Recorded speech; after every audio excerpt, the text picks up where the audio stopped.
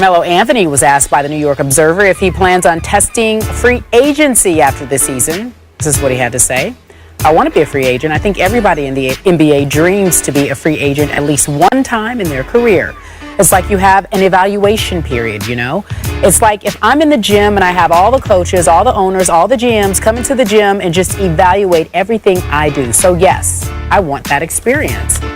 2 years remaining on his deal, Stephen A., with the Knicks, but he can opt out after this upcoming season. Smart for him to say this? Well, it's neither smart nor dumb. It's just an accurate depiction of where he stands right now. I mean, it's smart in the sense that you're giving other teams some hope and an opportunity to really woo you to see what they're going to put on the table in order to garner your services.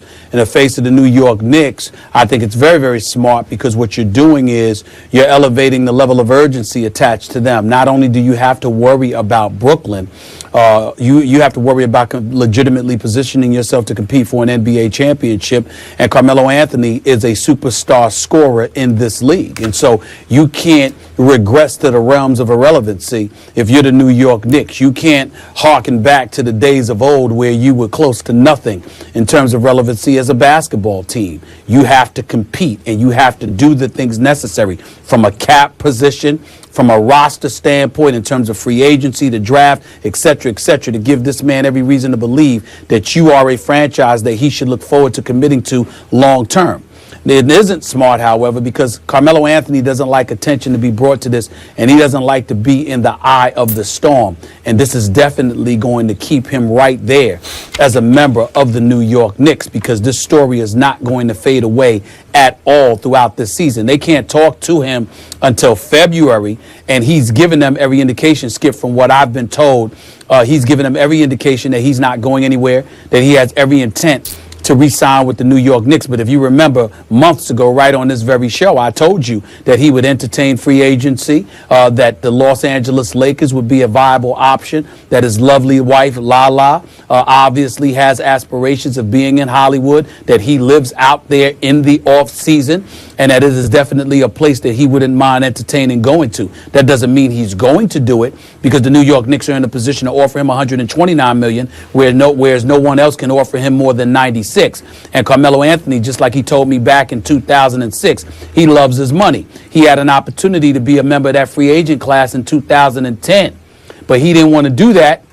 He signed a guaranteed 5-year deal for $80 million because he said, yo, I'm not leaving that kind of money on the table, whereas LeBron, Chris Bosh, D. Wade all signed deals with 3-year opt-outs that would enable them to be free agents in the class of 2010. He likes his money. He likes his security. But I will say this, that was before he married Lala.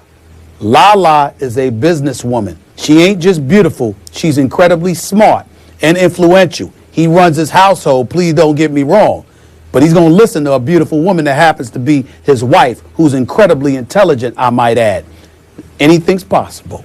But the Knicks obviously are the front runners. You just made so many points, I don't know where to start, but I'm going to start back to the start. I liked all your points. They're all insightful. That they're enlightening. Bottom line, I still don't like that Carmelo said this publicly. I like it that you reported it a long time ago, but that was you saying it, not Carmelo saying it. Stephen A., we know he is the leader of this basketball team. He is the superstar on this basketball team. And what he said, he spoke his heart, but he was a little too honest. And I do like your point, because now you just open that can of worms that we're going to have to keep opening all season long. He's going to get asked and asked and asked and asked about this because he answered this too honestly. I believe in his heart of hearts, it's almost like a childlike hope that, you know, I want to play the field one time in my career. Great. Just don't say so publicly. Stephen A., you're around New York a lot. You run into a lot of Knicks fans. I go back to New York on the weekends. I go in my building. I see the doormen. They're all Knicks nuts. And they're already asking me, is this the year for the Knicks? Hope springs. We're on the threshold of another year. And they're saying, please tell me this is our year. against all odds, we're going to break through this year. And I say, well, I don't know. I try to be nice about it, but now they have to hear this from Carmelo. He's saying, yeah, at the end of the year, I'm going to play the field. It's such a downer. It's the wrong place, wrong time to say this, because it sends a bad message to your teammates. It's like we're not all united here, a united front. We're going to attack this year in ways we haven't attacked past years. But now Carmelo is already thinking about, yeah, I'm going to shot myself after the season. You could be right. Yeah, I mean, you often are right about these things. He's probably in his heart committed to staying with New York. He does want to check out his options. And maybe LA will be an option for him. But don't make the fans hear that downer of a comment on the eve of another basketball season.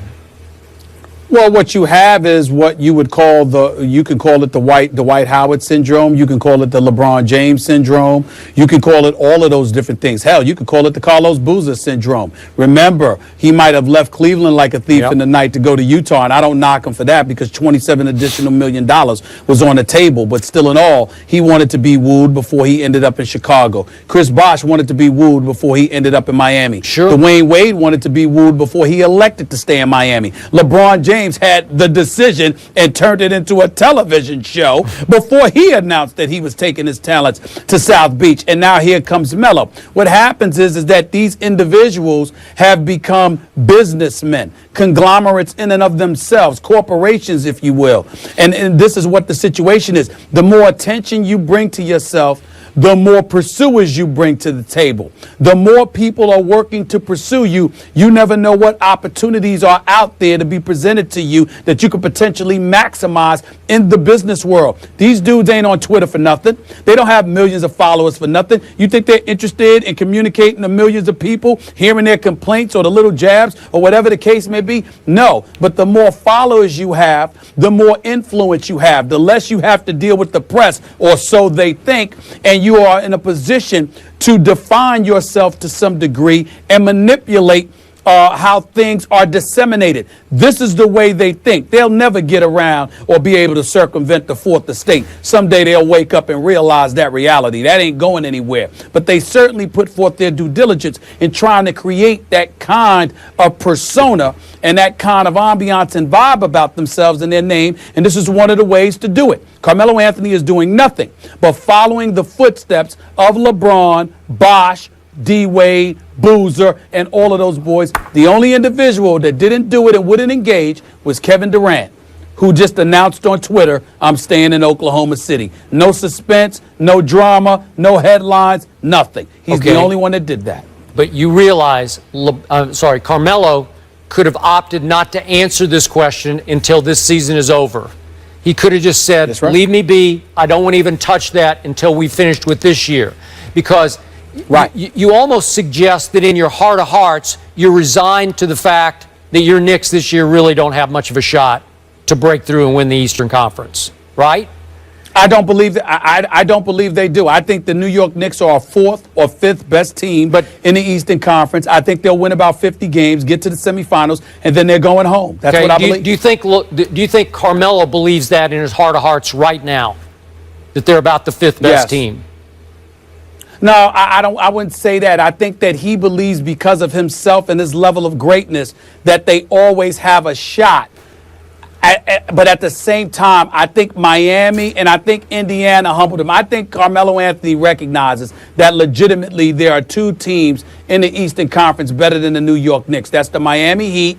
Even though they're very confident, they believe they got the style to compete with Miami. I agree. Miami and Indiana, because Indiana's just too big. But when you're great, you've got that intestinal fortitude that thinks maybe, just maybe, if we bring our A game, we can take them.